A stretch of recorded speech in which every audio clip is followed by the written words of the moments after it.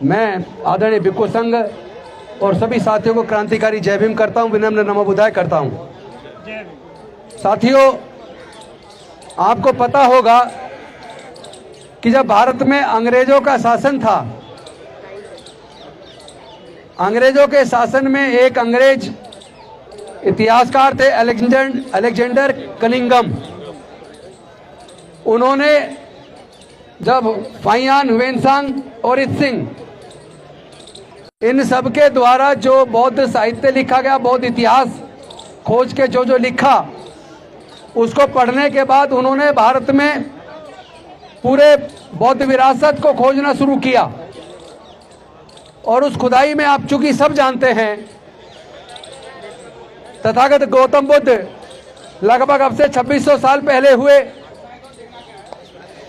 और इसी महाबोधि महाविहार जहाँ स्थित है बौद्ध गया में, यहाँ उनको ज्ञान की प्राप्ति हुई थी। सम्राट अशोक ने उनकी याद में वहीं पर महाबोधि महाविहार का निर्माण कराया था। लेकिन समय के साथ साथ रेत मिट्टी चढ़ती गई और वो नीचे दब गया। लेकिन आपको पता है कि चीनी यात्री फाहियान ह्वेनसांग, इत्सिंग ये भारत में आए थे। इन्होंने अलग अलग समय पर अलग अलग काल में आए और इन्होंने पूरे भारत का भ्रमण किया और बौद्ध साहित्य को जितना हो सका उतने बौद्ध साहित्य को वो लोग चाइना के अंदर लेकर गए। भैया डिस्टर्ब कर रहे हैं लोग, डिस्टर्ब ना करें प्लीज। हाँ भाई, हेलो भैया, जरा बात मत करो, थोड़ा सुन रही डिस्टर्ब हो रहा है आपका। चुप हो जाओ सारे। तो आप सबको पता है कि वो जो साहित्य जो जला दिया गया, जो ब्राह्मणों ने 84,000 बौद्ध मठ तुड़वाए, बौद्ध स्तूपों को ध्वस्त किया, शिलालेखों को ध्वस्त किया, हजारों बौद्ध भिक्षुओं की हत्या कराई। लेकिन समय के साथ साथ मिट्टी के अंदर वो बौद्ध विरासतें नीचे दब गई। लेकिन जब अंग्रेजों का शासन आया और वो सारा साहित्य, बौद्ध साहित्य जो भारत से खत्म कर दिया गया था, वो बौद्ध साहित्य चीनी यात्रियों के द्वारा सुरक्षित रखा गया तिब्बत के अंदर, चाइना के अंदर। और उसका अध्ययन करने के बाद अलेक्जेंडर कनिंघम जी ने जब भारत में उस विरासत को खोजना शुरू किया तो जगह जगह बुद्ध के अवशेष निकलने शुरू हो गए। और इस बिहार की धरती बौद्ध गया के अंदर यह महाबोधि टेम्पल मिला। लेकिन मिलने के बाद वहां पर भी ब्राह्मणों ने कब्जा कर लिया। श्रीलंका से, आपको सबको पता होगा, श्रीलंका से क्या नाम था उनका, अनागारिक धम्मपाल, वो आए और उन्होंने वहां उसको ब्राह्मणों से मुक्त करके, चूंकि वो बौद्ध विरासत है, बौद्धों को सौंपने के लिए आंदोलन चलाया। उस आंदोलन में ये 1891 की बात है, 1891 की बात है। उस आंदोलन में उनके ऊपर हमले हुए, 40 लोगों ने आके हमला कर दिया। जो बौद्ध लोग वहां धरना कर रहे थे, कईयों को चोटें आई, अनागरिक धम्मपाल जी को भी चोट आई। उसके अंदर मुकदमा भी दर्ज हुआ। यह आंदोलन चलता रहा। 1922 के अंदर कांग्रेस का एक सम्मेलन हुआ, अधिवेशन हुआ।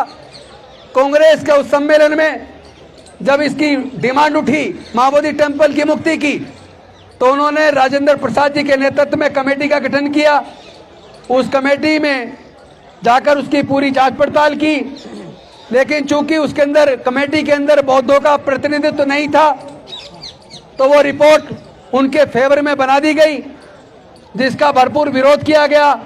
लेकिन उसके बाद भारत की सरकार ने अंग्रेजों से आजाद होने के तुरंत बाद 1949 में Mahabodhi temple management committee act 1949 ये एक्ट बनाया। और उस एक्ट के अंदर ये व्यवस्था की कि इसके 8 सदस्य होंगे, 4 सदस्य ब्राह्मण होंगे, 4 सदस्य बौद्ध होंगे और उसका चेयरमैन वहां का डीएम होगा। और उसमें भी यह था कि वो डीएम हिंदू होना चाहिए। तो ये लड़ाई चलती रही, अलग अलग समय पर चलती रही।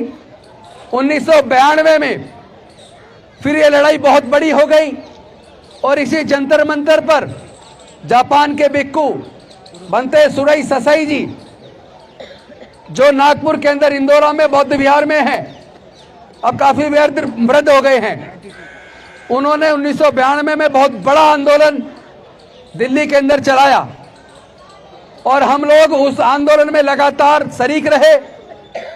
6-7 महीने तक यह धरना चलता रहा और उस वक्त लालू प्रसाद यादव मुख्यमंत्री हुआ करते थे बिहार के, वो भी यह धरना स्थल पर आए और उन्होंने भी प्रॉमिस किया कि हम इसका समाधान करेंगे। इस लंबे आंदोलन के बाद हुआ ये कि उसमें 4 जो बौद्ध लोग मेंबर थे, तो जो आंदोलन कर रहे थे उनमें से ही 4 बौद्ध भिक्षुओं को उसमें सदस्य बना दिया गया और बनते सुरई ससाई जी को अल्पसंख्यक आयोग का मेंबर बना दिया गया और इन लोगों को प्रॉमिस किया कि हम धीरे धीरे इसका समाधान करेंगे। तो जिन बौद्ध भिक्षुओं को मेंबर बनाया या वहां सेक्रेटरी बनाया या अल्पसंख्यक आयोग का मेंबर बनाया, उन सबके साथ भी धोखा हुआ।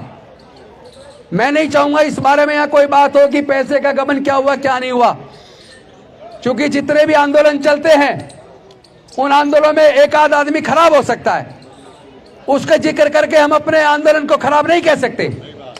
आंदोलन कभी खराब नहीं होता, आंदोलन कुर्बानी मांगता है। उस आंदोलन में भी कुर्बानी दी गई है, लंबे समय तक आंदोलन चला है और उसके बाद बनते सुरई ससाई जी ने सुप्रीम कोर्ट में केस डाला। आज तक केस डिसाइड नहीं हो पाया। इसी दौरान एक आईएएस ऑफिसर थे दार्जिलिंग से, उन्होंने सन 2012 में माननीय सर्वोच्च न्यायालय के अंदर एक केस डाला मां बोधि टेम्पल को मुक्त कराने का और बुद्धिस्ट मां बोधि महाविहार मैनेजमेंट कमेटी एक्ट 1949 एक्ट को निरस्त कराने का उन्होंने केस डाला। लेकिन सर्वोच्च न्यायालय ने 2018 में उस केस को यह कह के रद्द कर दिया, क्योंकि ये मसला बिहार की सरकार का बनता है, बिहार की राज्य की विधानसभा का बनता है। तो आप इस अपनी मांग को लेकर बिहार की सरकार के पास जाइए और वही आपकी समस्या का समाधान करेंगे। ये सुप्रीम कोर्ट के अधिकार क्षेत्र की बात नहीं है, ये कह के उनकी पिटीशन को डिसमिस कर दिया गया। उसके बाद से बिहार की सरकार से भी लगातार मांग चल रही है। अभी तकरीबन 8 महीने पहले इंडिया बुद्धिस्ट जो फोरम हमारा बना हुआ है, ऑल इंडिया बुद्धिस्ट फोरम, उसके माध्यम से हम कई लोग मिलके अल्पसंख्यक आयोग में गए, उनके चेयरमैन तमाम मेंबर से मिले और हमने उनसे निवेदन किया कि आप मां बोधि टेम्पल को मुक्त कराने के लिए बिहार की सरकार से बात कीजिए। उनके चेयरमैन ने हमें प्रॉमिस किया कि हम वहीं पे बिहार की सरकार से मिलेंगे, मीटिंग कराएंगे और वहां वो गए भी, मीटिंग भी कराई। ऑल इंडिया बुद्धिस्ट फोरम के सदस्य हमारे उस मीटिंग में भी गए, फिर भी कोई समाधान नहीं निकला, केवल आश्वासन मिला और वो भी झूठा। उसके बाद पटना के अंदर गांधी मैदान के अंदर बहुत बड़ा प्रदर्शन किया गया, आंदोलन किया गया, सभा की गई। उसमें भी हम लोग पटना के अंदर गए और वहां पूरी सभा करने के बाद पदयात्रा करते हुए बिहार की सरकार को ज्ञापन दिया। बिहार के एक बहुत वरिष्ठ अधिकारी आकर हम लोगों से वहीं आकर मिले, हमारा ज्ञापन लिया और उन्होंने प्रॉमिस किया कि हम इसका समाधान करेंगे, लेकिन समाधान कुछ नहीं हुआ। उसके बाद 12 फरवरी से कर्मिक अनशन भूख हड़ताल हमारे बौद्ध भिक्षुओं ने और कुछ उपासकों ने वहीं मां बोधि टेम्पल के पास शुरू किया। लेकिन अब से तकरीबन 13-14 दिन पहले आपने देखा होगा बिहार की सरकार ने कितनी घटिया हरकत की, और इतनी घटिया हरकत को धिक्कारा ही जा सकता और कुछ नहीं कहा जा सकता। एक घटियापन है उनका ये। उन्होंने रात को 1 बजे वहां की पुलिस, उनकी पुलिस ने बौद्ध भिक्षुओं को जबरन वहां से उठा लिया। यहां तक कि एक बहुत भिकुणी को महिला होने के बावजूद कमर में हाथ डालकर जबरदस्ती उठाकर गाड़ी में डाल दिया। यह बेहद शर्मनाक घटना थी और ले जाकर थाने के अंदर, उसको हॉस्पिटल के अंदर पटक दिया। लेकिन हमारा आंदोलन चलता रहा और उसके बाद उस स्थल पे प्रदर्शन नहीं करने दिया, बल्कि 2 किलोमीटर दूरी पर रोड के किनारे पर एक जगह दे दी कि आप अपना प्रदर्शन यहां कीजिए। लेकिन मैं आपको बता दूं, जो 1992 का आंदोलन था, आंदोलन बहुत जबरदस्त था, बहुत बड़ा था, लेकिन उस वक्त सोशल मीडिया नहीं होता था। और देश का जो मुख्य मीडिया है, चाहे वो इलेक्ट्रॉनिक मीडिया हो चाहे प्रिंट मीडिया हो, आप सबको पता है वो कभी भी इस देश के दलितों की, पिछड़ों की, वंचितों की, आदिवासियों की और अल्पसंख्यक समाज के मुद्दों को कभी हाईलाइट नहीं करता, कभी उनको कवरेज भी नहीं करता। मैं तो आह्वान करना चाहता हूं इस देश के दलितों से, इस देश के पिछड़ों से, इस देश के आदिवासियों से, इस देश के अल्पसंख्यकों से, वो देश का मुख्य मीडिया, चाहे वो इलेक्ट्रॉनिक मीडिया हो चाहे प्रिंट मीडिया हो। अभी आपने देखा होगा 3 दिन पहले कैलिफोर्निया के अंदर जो गुजराती समाज के लोगों का वहां पर एक मंदिर है, उस मंदिर में बेइज्जती की गई। तो यहां पूरे भारत के मीडिया ने उसको कवर किया, अखबारों में छापा। उस दिन भी मैंने फेसबुक लाइव किया था कि अगर कैलिफोर्निया के अंदर गुजरातियों के मंदिर के अंदर अगर अपवित्र उसको किया गया तो वो गलत किया। किसी को हक नहीं है किसी दूसरे के धार्मिक स्थल पर जाकर कुछ भी गलत कार्य करने का, और उसकी भर्त्सना होनी चाहिए, कानून से मांग की जानी चाहिए दोषियों को सजा देने की। लेकिन ये कैसा मीडिया है कि कैलिफोर्निया, अमेरिका की कैलिफोर्निया के अंदर मंदिर में हुई घटना को आप कवर कर रहे हो, और यहाँ हमारे पूरे दुनिया के बौद्धों की आस्था का केंद्र माँ बोधि महाविहार, जहाँ तथागत बुद्ध को ज्ञान की प्राप्ति हुई थी, उसका आंदोलन पूरे देश में चल रहा है। अमेरिका के अंदर, इंग्लैंड के अंदर, जर्मनी के अंदर, फ्रांस के अंदर, तमाम देशों में भी बौद्ध लोगों ने, अम्बेडकरवादियों ने माँ बोधि टेम्पल की मुक्ति का आंदोलन वहां किया है। और भारत के कोने कोने में, चूंकि आप सोशल मीडिया से देख पा रहे होंगे, भारत के लगभग सभी राज्यों में माँ बोधि महाविहार को मुक्त कराने का आंदोलन चल रहा है। लेकिन आपने भारत के किसी मुख्य मीडिया में, किसी भी डिजिटल मीडिया पे, किसी अखबार में आपने माँ बोधि महाविहार की मुक्ति आंदोलन की एक भी लाइन नहीं देखी होगी। तो जो देश का मुख्य मीडिया देश के तमाम SC, ST, OBC और माइनॉरिटी के मुद्दों को दरकिनार करता, नजरअंदाज करता है, मैं मांग करता हूं पूरे देश के SC, ST, OBC माइनॉरिटी के लोगों को इस मुख्य मीडिया का बहिष्कार करो। बहिष्कार होना चाहिए कि नहीं होना चाहिए? इनके टीवी चैनलों को देखना बंद कर दो, इनके अखबारों को पढ़ना बंद कर दो। जितने हमारे बहुजन समाज के यूट्यूबर्स हैं जो समाज के सारे मुद्दों को उठा रहे हैं, हमें चाहिए कि हम अपने यूट्यूबर्स को प्रमोट करें, इनके सबके यूट्यूब को, चैनलों को देखें, जो भी आर्थिक मदद दे सकते हैं वो भी दें, क्योंकि आर्थिक पैसे के अभाव में हमारे ये सारे चैनल बेचारे दम तोड़ रहे हैं। और मैं एक और बात बता दूं, और मैंने ये संकल्प भी ले लिया है, और मैंने नहीं, क्योंकि ये केवल मेरा आंदोलन नहीं है, इतिहास गवाह है, भारत में जितने अनुसूचित जाति, जनजाति और पिछड़े वर्ग के लोग हैं, वो लोग अपना इतिहास पढ़ लें, क्योंकि जो लोग अपना इतिहास नहीं जानते वो कभी इतिहास नहीं बना सकते। वो अपना इतिहास पढ़ ले।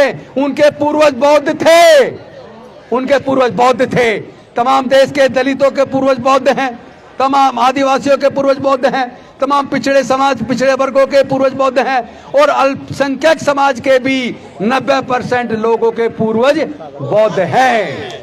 क्योंकि उन्होंने जाति के उन्मूलन की वजह से, जाति के उन्मूलन की वजह से उन्होंने इस धर्म को छोड़कर कुछ लोग सिख बन गए, कुछ लोग ईसाई बन गए, कुछ लोग मुस्लिम बन गए।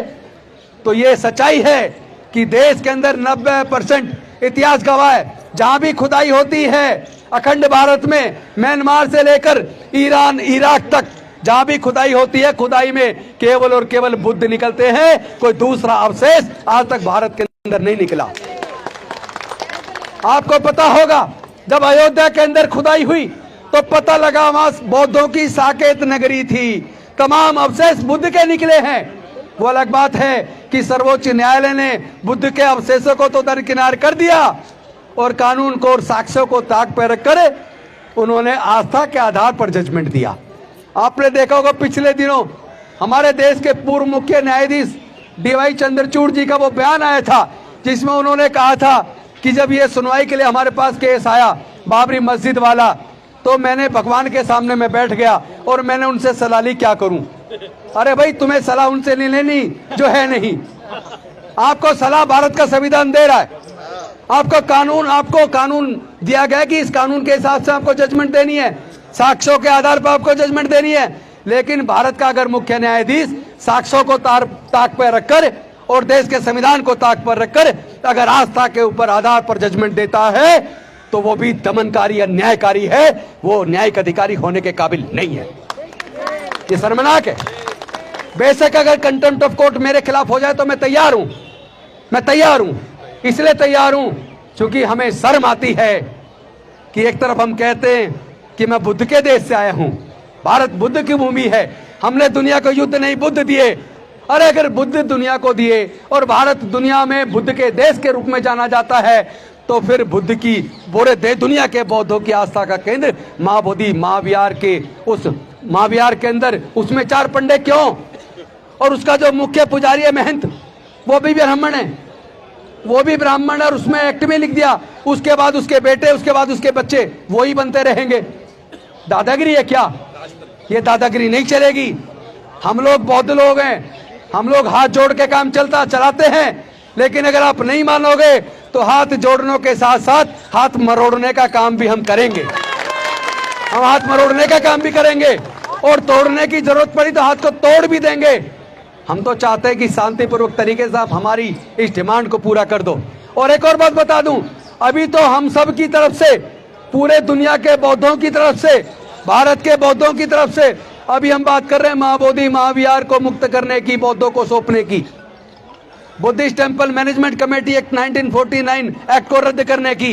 अगर आप हमारी सरकार, हमारी जायज डिमांड को नहीं मानते, चूंकि किसी ईसाइयों के किसी चर्च में ईसाई से अलग किसी दूसरे धर्म का व्यक्ति मैनेजमेंट कमेटी में नहीं हो सकता, गुरुद्वारे के अंदर सिखों से अलग किसी दूसरे धर्म का आदमी मैनेजमेंट कमेटी में नहीं हो सकता, मस्जिद के अंदर उसके संचालन समिति में मुस्लिम से अलग किसी दूसरे धर्म का आदमी नहीं हो सकता, हिंदुओं के मंदिरों के अंदर भी किसी दूसरे धर्म का आदमी उसकी मैनेजमेंट कमेटी में नहीं हो सकता। तो फिर हमारे महाबोधि महाविहार के एक्ट मैनेजमेंट कमेटी के अंदर चार पंडे क्यों? 4 पंडे क्यों? तो ये ब्राह्मण धर्म की साजिश है। और मैं निवेदन करता हूं भंते जी, आपसे भी, बाकी लोगों से भी, आप हिंदू धर्म बोलना बंद करो। अभी हमारे बहुत लोग वहां हैं, उनको उनका इतिहास याद दिला के सबको बौद्ध बनाना है, सबको वापस घर वापसी करवानी है, सबकी घर वापसी करानी है। अपने सांस्कृतिक विरासत, अपने पूर्वजों की सांस्कृतिक विरासत को एक एक को खोज के निकालेंगे, हम छोड़ने वाले नहीं है। अभी हमारी लड़ाई महाबोधि महाविहार की है। हम डिमांड कर रहे हैं, हाथ जोड़ के डिमांड कर रहे हैं बिहार की सरकार से भी और केंद्र की सरकार से भी, आप महाबोधि महाविहार को तुरंत मुक्त करिए। अगर नहीं करोगे तो हम आपको याद दिलाते हैं जिन विवेकानंद जी के फाउंडेशन से सलाह लेके हम केंद्र की सरकार चला रहे हो, जिस विवेकानंद का आप ABVP, आप अपना छात्र इकाई चलाते हैं, उन्हीं विवेकानंद जी ने अपने जो राइटिंग लिखी है उसके 7वें वॉल्यूम के अंदर लिखा है कि भारत में बहुत सारे बौद्ध मंदिरों को कब्जा करके ये ब्राह्मण मंदिर बनाए गए। उन्हीं के 7वें वॉल्यूम में लिखा हुआ है जगन्नाथपुरी का जो मंदिर है वो बौद्ध मंदिर है, उन्होंने खुद लिखा है, स्वामी विवेकानंद जी ने। और इतिहास गवाह है, जितने भी पुराने मंदिर जो 500 साल से पहले के बने हुए हैं, आप उनके अंदर जितनी मूर्तियां हैं उसका श्रृंगार उतारकर, उनका श्रृंगार गहने उतार कर देखिए तो उसके अंदर केवल और केवल बुद्ध निकलेंगे। ये हमारा दावा है, केवल बुद्ध निकलेंगे। तो हमारी लड़ाई अभी केवल महाबोधि टेम्पल की है, लेकिन अगर आप नहीं माने तो फिर जहां जहां कब्जे सारे मुक्त कराने की लड़ाई चलेगी। और ये आंदोलन, मैं आपको बता दूं भंते जी, बेशक 92 का आंदोलन कुछ साल के बाद किसी भी वजह से बंद हो गया हो, लेकिन इस बार लड़ाई लंबी है, हमें भी पता है, वो बेवकूफ बना रहे हैं। क्योंकि बिहार की सरकार, आपको पता होना चाहिए, वहां भी सत्र चल रहा है बिहार का, और इस बार पहली बार खुशी की बात है, 1 नहीं 2 नहीं 3 नहीं, कई हमारे विधायकों ने, जिसमें SC के भी, ST के भी, OBC के भी विधायकों ने महाबोधि महाविहार को मुक्त कराने की लड़ाई वहां बिहार की विधानसभा के अंदर भी उठाई है। और इस बार संसद सत्र चल रहा है, हमारे साथी भाई चंद्रशेखर ने भी उठाई है, और मेरी सांसदों से बात हुई है, अभी सत्र बाकी है, लगातार अब संसद के अंदर भी महाबोधि महाविहार की मुक्ति की लड़ाई लड़ी जाएगी, वहां भी हमारे सांसद आवाज उठाएंगे। उसकी भी तैयारी चल रही है, आप चिंता मत कीजिए। दूसरी बात, चूंकि लड़ाई लंबी है, यूएनओ भी जाने की तैयारी है और सुप्रीम कोर्ट को भी हम बताएंगे, हम सुप्रीम कोर्ट को भी बताएंगे कि अगर आप न्याय नहीं करोगे तो आपके ऊपर से इस देश के लोगों का भरोसा उठ जाएगा।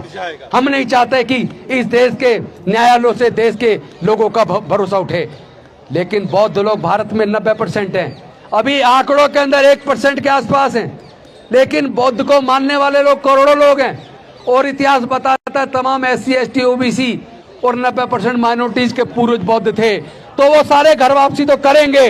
अभी आप सोच रहे हो संख्या कम है, इग्नोर कर दो, मत सुनो। और मैं चूंकि सरकार में मंत्री रहा हूं तो मैं जानता हूं, सरकारों की आदत होती है जब कोई डिमांड चलती है, आंदोलन चलता है, सबसे पहले उसको इग्नोर किया जाता है। तो इग्नोर ये हमें करते आ रहे हैं, एक से एक इनका एक एजेंडा पूरा हो गया इग्नोर करने वाला। और सरकार जब डिमांड फिर भी चलती रहती है, दूसरा एजेंडा होता है उसको दफन करने वाला बलपूर्वक, वो भी इन्होंने कर लिया। हमारे बौद्ध भिक्षुओं को रात को 1 बजे धोखे से उठाकर वहां जाके अस्पताल में पटक दिया। तो दूसरी चाल भी इनकी फेल हो गई, ताली बजा के स्वागत कीजिए, दूसरी चाल भी फेल हो गई। अब तीसरा है आपकी जीत का समय। अब बिहार की सरकार जो जाने वाली है, मैं आपको बता दूं बिहार की सरकार जाने वाली है, क्योंकि बिहार के अंदर भी धीरे धीरे गांव-गांव में ये बात पहुंच रही है कि हमारे पूर्वज बौद्ध थे, ये बिहार तो नाम ही बौद्ध बिहार से पड़ा है, ये तो नाम ही बौद्ध बिहार से पड़ा है, ये तो बौद्धों की भूमि है, ये तो मगध साम्राज्य, उसकी तो राजधानी पाटलिपुत्र आज की पटना है। इतिहास गवाह है, वो पूरा का पूरा स्थल, वो पूरा बुद्धिस्ट सर्किट यूपी में लेके वहां उधर बिहार के राजगीर नालंदा से उधर से शुरू होता है, बोध गया से होते हुए आगे बढ़ता है, और उसके बाद सारनाथ से होते हुए और उधर मध्य प्रदेश तक। आप सब जानते हो इतना बड़ा क्षेत्र। और आपको याद होगा जब अमेरिका और तालिबान के अंदर अफगानिस्तान के बीच में युद्ध हुआ था, तो तालिबानियों ने वहां अफगानिस्तान के अंदर सिला के अंदर कितनी बड़ी बुद्ध की प्रतिमा को तोपों से तोड़ा था। महीने भर तक तोप के गोले छोड़े गए, उसके बाद भी कुछ थोड़ा सा तोड़ पाए, आज भी वो बुद्ध की मूर्ति वहां विराजमान है। और उन्होंने चूंकि बुद्ध की मूर्ति पर हमला किया तो वो अफगानिस्तान की वो पूरी ताकत ही ध्वस्त हो गई, बर्बाद हो गया अफगानिस्तान। इससे पहले कि ये बिहार की सरकार बर्बाद हो जाए, इससे पहले कि ये केंद्र की सरकार बर्बाद हो जाए, अफगानिस्तान से सबक ले लो और BP एक्ट 1949 एक्ट को रद्द करके मां बोधि महाविहार का संचालन पूरी तरह बौद्धों को सौंप दो, वरना तुम्हारी बर्बादी निश्चित है। 90% लोग जब घर वापसी कर जाएंगे, क्योंकि लड़ाई लंबी है तो हम भी लंबी लड़ाई के लिए तैयार हैं। मैं आपको एक बात बता दूं, आप बनते जी इसकी चिंता मत कीजिए, पूरे देश से लोगों को लेकर सभी राज्यों का भ्रमण शुरू कर चुके हैं। अभी मैं पीछे बोध गया था, पटना में भी हमारी जगह जगह मीटिंग हुई है, अभी मैं लखनऊ गया था, लखनऊ से आया हूँ। अब पूरे देश का भ्रमण मैं भी करूंगा और हम लोग बाकी लोगों को जोड़ेंगे, क्योंकि ये किसी एक व्यक्ति का नहीं होना चाहिए, किसी एक व्यक्ति का, इसमें बौद्ध भिक्षुओं को भी लेंगे। और ये अपने अपने गुट छोड़ दो भाई, ये फलाना गुट, ये फलाना संगठन, ढिकड़ा संगठन, मां बोधि महाविहार का आंदोलन हमारा और आपका सबका, हमारी सबकी इज्जत दांव पे लगी है, हमारी मान सम्मान की लड़ाई है, ये स्वाभिमान की लड़ाई है। इस लड़ाई में जो बाधा बनेगा वो भी अपना हश्र सोच लेना, किसी कीमत पर बकसने वाले नहीं है। इस लड़ाई को बहुत ईमानदारी से चलाना है। बीच बीच में कोई आदमी छोटी मोटी गड़बड़ी कर सकता है, पैसे का कोई छोटा मोटा गबन करेगा, लेकिन मैं चाहूंगा भंते जी कभी भी मंच पे जब कभी आंदोलन चल रहा हो, कभी भी इस तरह की बातें नकारात्मक ना करें। नकारात्मक के लिए दूसरे स्थान है, इसको तो आप आंदोलन बनाने वाली, उत्साह बढ़ाने वाली बात करें। और मैं बता रहा हूं, हम टीम बहुत बड़ी बनाएंगे, हर राज्य से प्रतिनिधि लेंगे और उसके बाद पूरे भारत का भ्रमण करेंगे। पूरे भारत के अंदर अभी आपको जल्दी ही तारीख की घोषणा की जाएगी, जिसमें पूरे भारत के जितने जिले हैं तमाम जिलों में धरना चलाया जाएगा। एक एक करके चरणबद्ध तरीके से इस आंदोलन को लगातार तेज किया जाएगा। किसी भी कीमत पर, चाहे हमें राजनीति छोड़नी पड़े, जिंदगी भर का संकल्प लेना पड़े, हम चुनाव ना लड़ने का भी संकल्प लेना पड़े तो लेंगे, तो भी लेंगे। लेकिन हम पूरे भारत में घूम घूम के तमाम बौद्धों को निकाल के, ईमानदार लोगों को ढूंढ ढूंढ के एक ऐसा आंदोलन तैयार करेंगे कि ये भारत की सरकार घुटने पे आकर रेंगते हुए आपकी डिमांड को पूरा करेगी। ये मुझे भरोसा है, ये मुझे भरोसा है। इन्हीं शब्दों के साथ मैं चाहूंगा संचालक महोदय आगे इसको जारी रखें और एक एक करके बुलवाते रहें, लेकिन कोई भी लूज टॉक ना करे, कमजोर बात ना करे, आंदोलन को बढ़ाने की बात करे। सबका आंदोलन है, हम मिलकर इसको मजबूत करेंगे।